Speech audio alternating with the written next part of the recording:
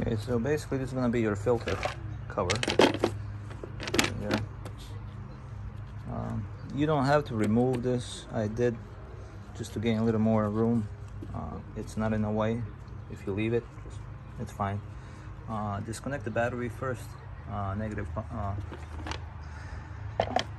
off the battery, and then start removing this here. So in my case, I removed the cover, I removed the filter, I disconnected the sensor here. These tabs, you pull on them and they'll pop up, and the way they sit down, they click in and they lock. This one here is a little tight. You can use a screwdriver to push, and once you take this one off, you can take that one. They want you to take the battery because of this thing here, so it's electrical, it's plugged, so you don't want to get shocked.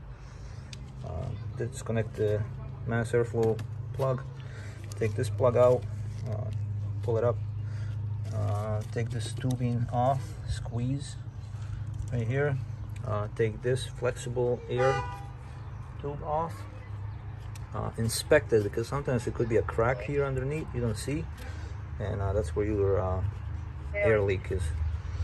Or there's another tube underneath that goes here. Check that. But anyways, remove that, remove this, take all these off. There's bolt down there, bolt down here. Take this little bolt right there, this bracket comes off, so you get all this out of your way. Push these clips down, take this out, slide out, and next thing you're gonna need, it's this tool right here. It's pliers for the clamp removal, and basically there's two clamps. There's one on top right there, and there's one on the bottom. The bottom one you don't need to touch. The top one you do. In my case, mine was facing towards the back like this. So when you remove all this, I gain a little room in my hand. I was holding this like that and basically guided onto the clamp, and then held with one hand like that, and then I squeeze the pliers here to close that. And once you squeeze it, it'll stay in place. It won't let go. It'll stay in that position, and just leave it.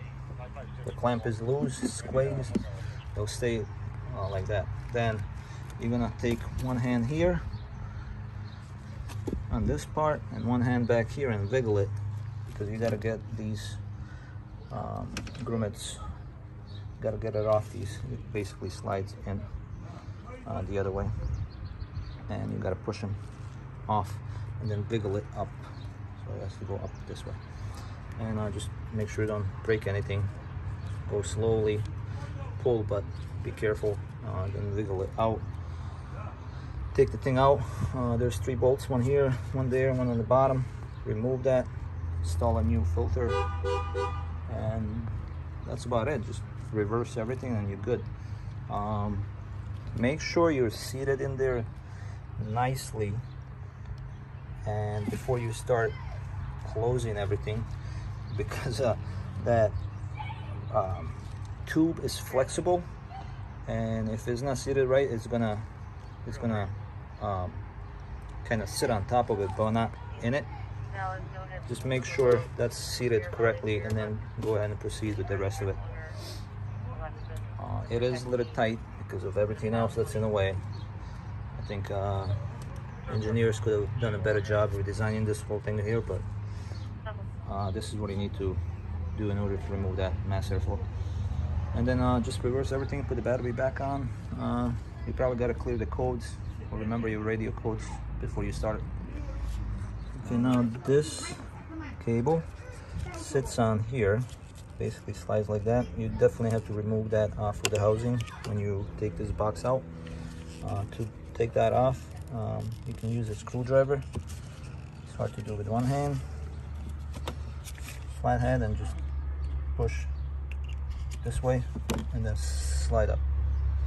It will come off, and then to put it back, just make sure it sits in that housing and it clicks down. That's it.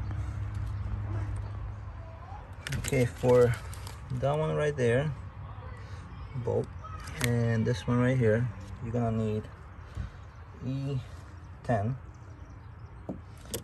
You definitely need the skinnier side for this side because it has to sit inside this housing cup. You don't need two E10s unless you get the smaller one to sit here. You can get that one off of there as well. And this tube here, this turns down. To remove, you basically have to squeeze both sides like that and then just pull on it. And to push down, it'll just click. The most important tool that's going to be is this tool right here. It's a clamp removal that goes right there. And this portion of the intake sits on top and that squeezes, so you definitely need that to remove. I am just cleaning a little bit of oil residue on there. Then I'm gonna go back and put everything back together. So once you remove that and remove all these connectors off of it, the tubing right there, you just squeeze these together and just pull on it. It comes right off. And like I said, once you remove that clamp, this slides this way. You have the two plastic pins that sit inside these grommets. You just gotta push it that way and kind of lift up that way and up and kind of just wiggle it until you get it out. Okay, there's 3 screws right there, right here, and one down here. To remove, you need T25, and that would be the original Massacre flow. I'm assuming that's what I need, and I'm gonna go with it, replace it, because I have the code. So, and this would be the replacement part. That was order.